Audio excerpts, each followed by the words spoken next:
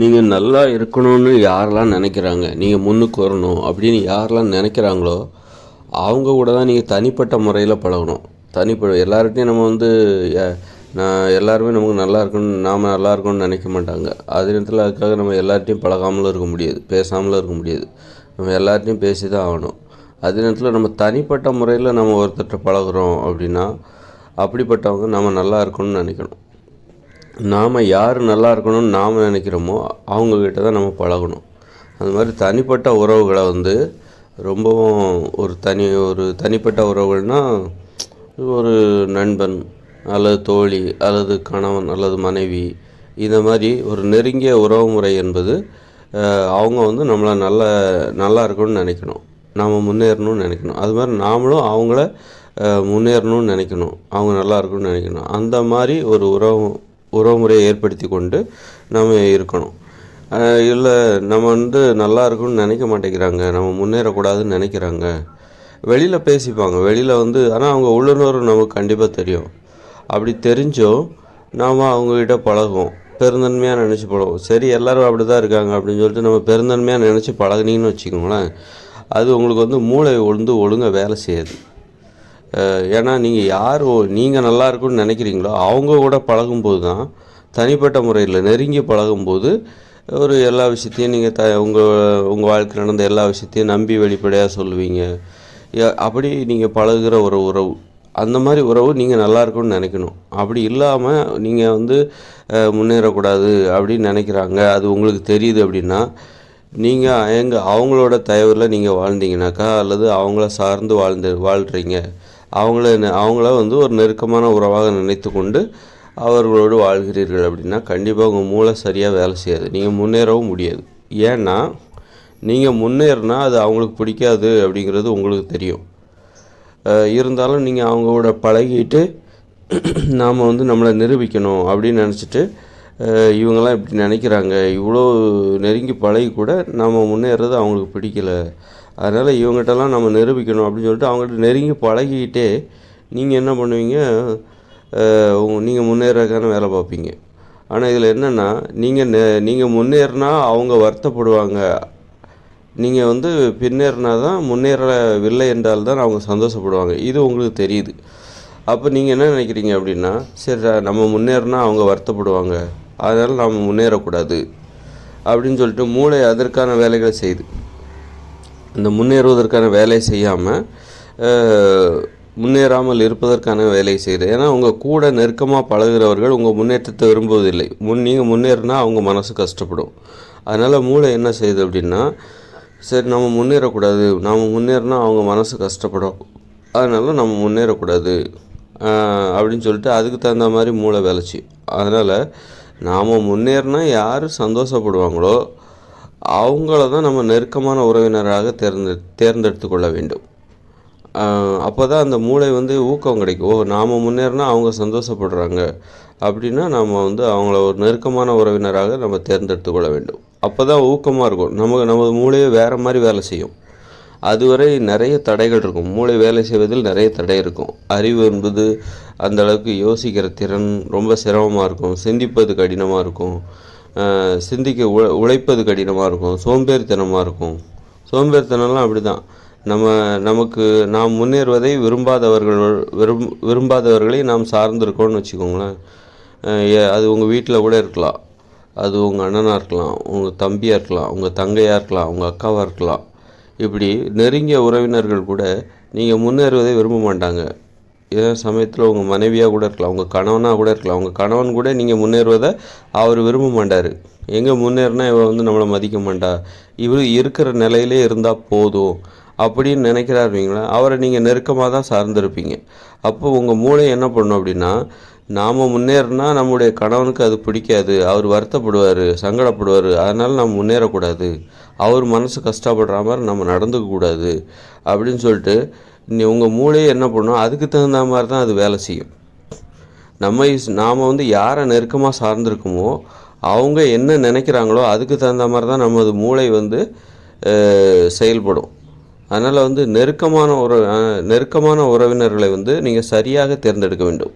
இல்லை அப்படி யாருமே இல்லைங்க, யாருமே நீங்கள் நல்லா இருக்கணும்னு நினைக்கல, அப்படின்னா அந்த மாதிரியான நெருக்கமான உறவினர்களை வந்து அப்படி நீங்கள் தனியாக கூட இருந்துடலாம். தனியாக கூட இருந்துட்டால் கூட உங்கள் மூளை சிறப்பாக வேலை செய்யும்.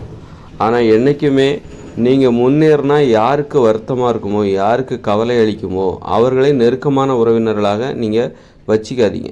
அவர்களை சார்ந்து ஒரு தனிப்பட்ட அந்த வாழ்க்கை முறையில் நீங்கள் அவர்களை சார்ந்து வாழாதீங்க. அது கணவனாக இருந்தாலும் சரி, மனைவியாக இருந்தாலும் சரி, உங்கள் குடும்பத்தினராக இருந்தாலும் சரி, உறவினர்களாக இருந்தாலும் சரி, தனிப்பட்ட முறையில் நீங்கள் ஒருத்தர்கிட்ட பழகுறீங்க அப்படின்னா நீங்கள் உங்களுடைய முன்னேற்றத்தை அவர்கள் விரும்புகிறார்கள் என்பதை நீங்கள் விரும்புகிறார்களா என்பதை உறுதிப்படுத்தி கொள்ளுங்கள். அப்படி இல்லைன்னா யாருக்கிட்டையுமே அப்படி யாருமே இல்லைங்க அப்படின்னா யார்கிட்டையுமே பழகாதீங்க. அது மாதிரி நீங்கள் யார்கிட்டயா தனிப்பட்ட முறையில் பழகுறீங்களா, அவங்க முன்னேற்றத்துக்காக நீங்கள் கண்டிப்பாக முயற்சி பண்ணணும். முன்னேற்றத்தை விரும்பணும். முன்னேற்றத்தை விரும்புகிறது எப்படி தெரிஞ்சுக்கிறது? மனசில் விரும்பினா மட்டும் இல்லை, அதற்கான முயற்சிகளை அவங்க எடுக்கணும். ஒரு உதவி தான் அது. அது மாதிரி நீங்கள் மற்றவங்க மேலே உங்களுக்கு நீங்கள் யாரை நெருக்கமாக சார்ந்திருக்கிறீர்கள், தனிப்பட்ட முறையில் எல்லாத்தையும் வெளிப்படையாக பேசுகிறீங்க, அப்படி இருக்கும்போது அவங்களுக்கு நம்பிக்கைக்குரியவர்களாக நீங்கள் இருக்கிறீங்க அப்படிங்கிறது எப்போ தெரியும்னா, அவங்க முன்னேற்றத்திற்கு உங்களால் முடிந்த உதவி, உங்களால் முடிந்த ஆலோசனை அதை நீங்கள் கொடுத்துட்ருக்கணும். அதன் வாயிலாகத்தான் அவர் உங்களை நம்புவார். உண்மையில் நாம் முன்னேறுவது அவருக்கு பிடித்திருக்கிறது அப்படின்னு சொல்லிட்டு அவர் உங்களை நம்புவார். அது மாதிரி நீங்கள் யாரை நெருக்கமாக சார்ந்திருக்கீங்க, அவங்க உங்கள் முன்னேற்றத்தை விரும்புகிறார்கள் என்பதை நீங்கள் எப்படி தெரிந்து கொள்ள வேண்டுமென்றால், அவர் உங்கள் முன்னேற்றத்திற்கான சில உதவிகள், அவரால் செய்ய முடிந்த சில உதவிகளை ஆர்வமுடன் செய்வார். அப்புறம் சில ஆலோசனைகளை கொடுப்பார். அதனை அடிப்படையாக கொண்டு அவர் உங்கள் முன்னேற்றத்தை விரும்புகிறார். அப்படி தான் நீங்கள் அவரை நம்பணும். அப்படி இல்லை, சில உதவிகளை கேட்கும்போது செய்ய மாட்டாங்க. நம்ம நம்புவோம், ஆனால் சில உதவிகளை கேட்கும்போது செய்ய மாட்டாங்க. இல்லை முடியாது அப்படின்ட்டுருவாங்க. அப்போ அந்த மாதிரி ஆட்கள்கிட்ட நம்ம நெருக்கமாக பழகக்கூடாது. அதுக்காக அவங்ககிட்ட பேசாமலோ பழகாமலோ இருக்க வேண்டிய அவசியம் இல்லை. அவர்களை விட்டு நீங்கள் விலகி விடுங்கள். அதனால் விலகி விடுங்கள். விலகி இருந்து பழக கற்றுக்கொள்ளுங்கள். நெருக்கமாக அவர்களை வைத்து கொள்ளாதீர்கள். நெருக்கமாக இருந்தீங்கன்னா உங்களுக்கு அதாவது உங்கள் வளர்ச்சியை பிடிக்காதவர்கள், உங்கள் முன்னேற்றத்தை பிடிக்காதவர்கள், அவர்களுடன் நீங்கள் நெருக்கமாக பழகினீர்கள் என்றால் அவர்கள் என்ன விரும்புகிறார்களோ அதன்படி தான் உங்கள் மூளை செயல்படும். அவர்களது விருப்பத்தின்படி தான் உங்கள் மூளை செயல்படும். அதனால் நமது மூளை எப்படி செயல்படும் அப்படின்னா, நமக்கு நெருக்கமானவர்கள், நாம் யார் மீது நம்பிக்கை வைக்கிறோமோ அவர்களது மூளை என்ன விரும்புகிறதோ அதன்படி தான் நமது மூளையும் செயல்படும். அதனால் ஒரு குழந்தை முன்னேறுது அப்படின்னா அந்த பெற்றவங்க கூட உண்மையிலே அந்த குழந்தைகள் முன்னேறணும் அப்படின்னு நினைக்கிறவங்களா இருக்கணும். சில பெற்றோர்கள் அப்படி நினைப்பாங்களா? எல்லா பெற்றோர்களும் அப்படி தான் நினைப்பாங்களா? அல்லது சில பெற்றோர்கள் எங்கே முன்னேறினா இப்படியே அவங்க ஒரு அளவோடு இருந்துக்கணும், அப்போ தான் நம்மளை ரொம்ப பெருசாகிட்டாக்கா அவன் நம்மளை மதிக்க மாட்டான் அப்படின்னு கூட நினைக்கலாம். அது அபூர்வமாக தான் இருக்கும். பெரும்பாலும் பெற்றோர்கள் பிள்ளைகளின் நம்பிக்கைக்குரியவர்களாக தான் இருப்பாங்க. பிள்ளைகளுடைய வளர்ச்சியை விரும்புகிறவர்களாக கண்டிப்பாக யார் இருப்பாங்கன்னா பெற்றோர்களாக தான் இருப்பாங்க. பெற்றோர்கள் கண்டிப்பாக பிள்ளைகளின் வளர்ச்சியை விரும்பக்கூடியவர்களாக இருப்பார்கள். அதனால் அந்த பெற்றோர்களுக்கு அது இயல்பாகவே பெற்றோர்களுக்கு இயல்பான அது ஒரு குணமாக இருக்கும். அதான் முதல் நம்பிக்கைக்குரியவர்கள் யாருன்னா, யாருக்காக இருந்தாலும் சரி அது பெற்றோர்களாக தான் இருப்பாங்க. அதனால் பெற்றோர்களை மதிக்க கற்றுக்குங்க. பெற்றோர்களை அலட்சியப்படுத்தாதீங்க, அவமதிக்காதீங்க. ஏன்னா இயற்கையாகவே இந்த இயற்கை உங்களுக்கு ஒரு நம்பிக்கையானவர்களை கொடுத்துருக்கிறது. யாருன்னா அதுதான் பெற்றோர்கள். அம்மா அப்பா இவங்க உங்கள் வளர்ச்சியை விரும்புவாங்க, வளர்ச்சிக்காக முயற்சி செய்வாங்க, ஆலோசனை கூறுவாங்க, அதற்கான உதவிகளை செய்வாங்க. அது அவங்க கடமை. இயற்கையில் அதற்கு அவர்கள் கடமையாக இருக்கிறார்கள். அதே நேரத்தில் அவங்க உண்மையிலே உங்கள் வளர்ச்சிக்கு அதுலேயும் அறியாமையெல்லாம் இருக்குது. அறியாமையின் காரணமாக அவர்கள் உங்கள் பெற்றோர்கள் உங்கள் வளர்ச்சிக்கு உதவுவதாக நினைத்து கொண்டு உங்களை பின்னோக்கி அழைத்து செல்வார்கள். அது அறியாமையின் காரணமாக நடக்கும். அதாவது உங்களுக்கு பிடிக்காத ஒரு படிப்பை படிக்க சொல்லுவாங்க, உங்களுக்கு பிடிக்காத ஒரு வேலையை அவர்கள் விருப்பத்திற்காக செய்ய சொல்வார்கள், உங்களுக்கு பிடிக்காத ஒரு கணவனை, உங்களுக்கு பிடிக்காத ஒரு மனைவியை அவர்கள் விருப்பத்திற்காக திருமணம் செய்து கொள்ள சொல்வார்கள். அந்த நேரத்தில் அவங்க உங்களுக்கு உங்களுடைய வளர்ச்சிக்காக உதவுவதாக நினைத்து கொண்டு உங்களுடைய வளர்ச்சியின்மைக்கு முன்னேற்றமின்மைக்கு அவர்கள் காரணமாக அந்த பெற்றோர்கள் உங்களுடைய வளர்ச்சியின்மைக்கு முன்னேற்றமின்மைக்கு உங்களுடைய வாழ்க்கை மகிழ்ச்சி இல்லாமல் போவதற்கு அவர்கள் அறியாமையின் காரணமாக அவர்கள் காரணமாக இருக்கிறார்கள்.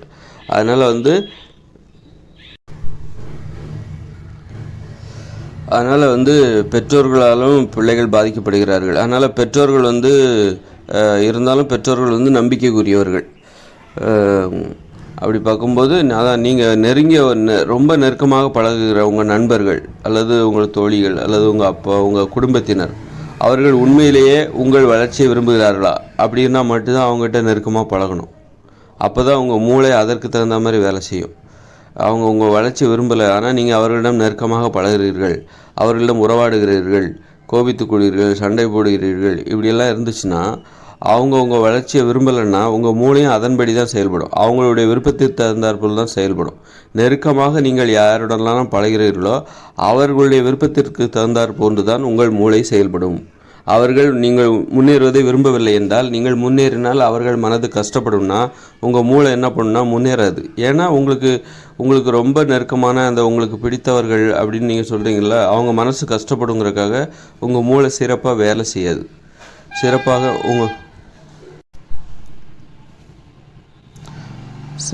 வேலை செய்யாது. அதனால தான் இந்த இயந்திர அறிவியல் உலகில் நிறைய பேர் பாருங்கள்,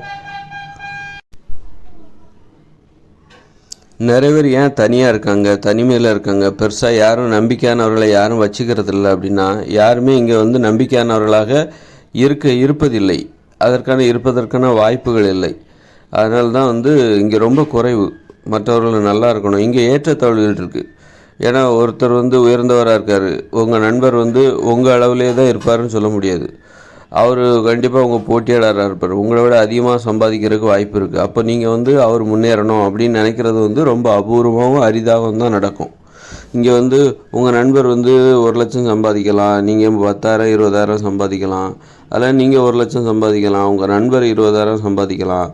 இந்த ஏற்றத்தாழ்வுகள் இருக்குல்ல, இதனால் மற்றவங்க நல்லா இருக்கணும். இந்த ஏற்றத்தாழ்வுகள் தான் இந்த உலகம் முழுக்க நிரம்பியிருக்கு. ஒரே குடும்பத்துலேயும் சரி, நண்பர்களுக்குள்ளும் சரி, எல்லாருமே ஒரே பொருளாதார நிலையில் இருக்கிறதில்ல, ஒரே மாதிரியான ஒரு வாழ்க்கையை வாழ்வதில்லை. அதனால் அந்த ஏற்றத்தாழ்வுகள் என்பது பிறர் நல்லா இருக்கணுங்கிற அந்த நினைப்பை இல்லாமல் செய்து விடுகிறது.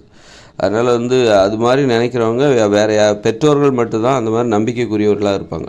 பிள்ளைகள் நல்லா இருக்கணும்னு நினைக்கிறவங்க, அது மாதிரி மற்றவங்க நல்லா இருக்கணும் அப்படின்னு நினைக்கிறவர்கள் அந்த பெற்றோர்களாக தான் இருப்பாங்க. பெற்றோர்கள் மட்டும்தான் தனது பிள்ளைகள் நல்லா இருக்கணும். அது இயற்கை, அது இயற்கையான விஷயம். அதனால் அவர்கள் தான் நம்பிக்கைக்குரியவர்கள். அதனால் யாரெல்லாம் அது மாதிரி நம்பிக்கைக்குரியவர்கள் உங்களுக்கு கிடைக்கிறாங்களோ அவங்கள நீங்கள் பயன்படுத்திக்கோங்க, அவங்கள நீங்கள் விடாதீங்க. அவங்க தான் அரிதானவர்கள். உங்கள் வாழ்க்கையில் நீங்கள் முன்னேறுவதற்கு அப்படிப்பட்ட உறவுமுறை உங்களுக்கு தேவைப்படுகிறது. யாரும் எனக்கு தேவையே இல்லை, யாரும் நான் நல்லா இருக்கணும்னு நினைக்கிறவங்க எனக்கு யாருமே தேவையில்லை, நானே தனிப்பட்ட முறையில் முன்னேறிக்கிறேன். இல்லை, அப்படி யாரும் உங்களுக்கு கிடைக்கலன்னா தனியாக இருங்க, ஆனால் அப்படி கிடைக்கிறவங்கள விடாதீங்க. இயற்கையாகவே உங்களுக்கு பெற்றோர்கள் இருக்கிறாங்க, அப்போ அந்த உறவுமுறையை பாதுகாத்துக்கோங்க. அவங்களுக்கு உதவியாக இருங்க. அதுக்காக அவங்களுக்கு அடிமையாக இருக்காதீங்க. அதாவது வீட்டிலே உட்கார வச்சு நான் வேலைக்கு போகணும், சாப்பாடு போடுறேன், அந்த மாதிரிலாம் சொல்லாதீங்க. அவங்களையும் வேலைக்கு போய் சொல்லுங்கள். அதனால் அவர்கள் நலனில் அக்கறையாக இருங்கள், அவர்களை மதியுங்கள், அவர்களுடைய அன்பிற்கு ஒரு பாத்திரமாக இருங்கள். அதனால் அப்படிப்பட்ட உறவுமுறையை அப்படி யாராவது இருக்கிறாங்க, உங்கள் வளர்ச்சியை விரும்புகிறவர்கள் அந்த எண்ணிக்கையை சேர்த்துக்கிட்டே வாங்க. நீங்களும் யாருடைய வளர்ச்சியாவது விரும்புகிறவர்களாக இருங்க. அந்த தூய்மையாக அவர்கள் கண்டிப்பாக முன்னேறணும் அப்படின்னு நினைக்கிறவர்களாக நீங்களும் இருங்க. உங்கள் அப்பா அம்மா தவிர்த்து, அது உங்கள் தம்பியாக இருக்கலாம், அண்ணனாக இருக்கலாம், தங்கச்சியாக இருக்கலாம், அக்கா இருக்கலாம், அவங்க வளரணும் முன்னேறணும் அப்படின்னு நினைக்கிறவர்களாக நீங்களும் யாராவது இருக்கணும் அப்படின்னா அது மாதிரியான உறவுமுறைகளை நீங்கள் தேடுங்க. அதற்கு தகுதியான உறவுமுறையை தேடுங்க. இவர்களுக்கு நாம் எவ்வளோ தான் நல்லது நினச்சாலும் அவங்க நாம் முன்னேறுவதை விரும்ப மாட்டார்கள் அப்படின்னா அவர்கள் மீது பரிதாபப்பட்டுக்கிட்டு நீங்கள் அவர்களது முன்னேற்றத்திற்காக விரும்பாதீங்க. அவர்கள் முன்னேறணும்னு நீங்கள் விரும்பாதீங்க, அவர்கள் முன்னேறக்கூடாதுன்னு விரும்பாதீங்க. அவர்களிடமிருந்து விலகி விடுங்கள். உங்களுக்கு தீங்கு நினைப்பவர்கள், நீங்கள் முன்னேறக்கூடாதுன்னு நினைக்கிறாங்கள்ல, அவர்களிடமிருந்து நீங்கள் விலகி விடுங்கள். அவர்களுக்கு நீங்கள் நல்லதும் நினைக்காதீங்க, கெட்டதும் நினைக்காதீங்க. அவர்களிடமிருந்து விலகி விடுங்கள். அதனால் நீங்கள் யாருக்கு நல்லது நினைக்கணும்னா, நீங்கள் முன்னேறணும்னு நினைக்கிறாங்களா அவங்களுக்கு நீங்கள் நல்லது நினைங்க. நீங்கள் முன்னேறக்கூடாதுன்னு நினைக்கிறவங்ககிட்டேருந்து நீங்கள் விலகி விடுங்கள். அவர்களுக்கு நல்லதும் நினைக்காதீங்க, கெட்டதும் நினைக்காதீங்க.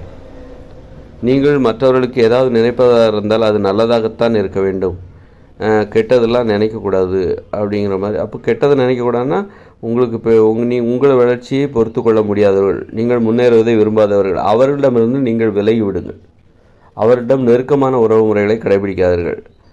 அவர்களிடம் நெருக்கமாக பழகிக்கொண்டு அவர்கள் முன்னேறுவதை நீங்கள் விரும்பாமல் இருக்காதீர்கள். அப்படிப்பட்ட அந்த பண்பு தேவையில்லாதது.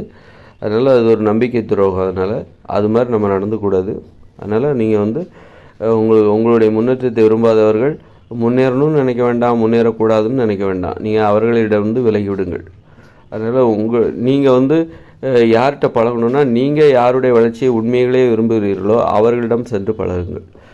அது மாதிரி உங்களிடம் ஒருவர் பழகுகிறார் என்றால் அவர் உண்மையிலேயே உங்களுடைய முன்னேற்றத்தை விரும்புகிறாரா அப்படின்னா மட்டும் அவர்களை நெருக்கமாக பழகுவதற்கு நீங்கள் அனுமதி கொடுங்கள்.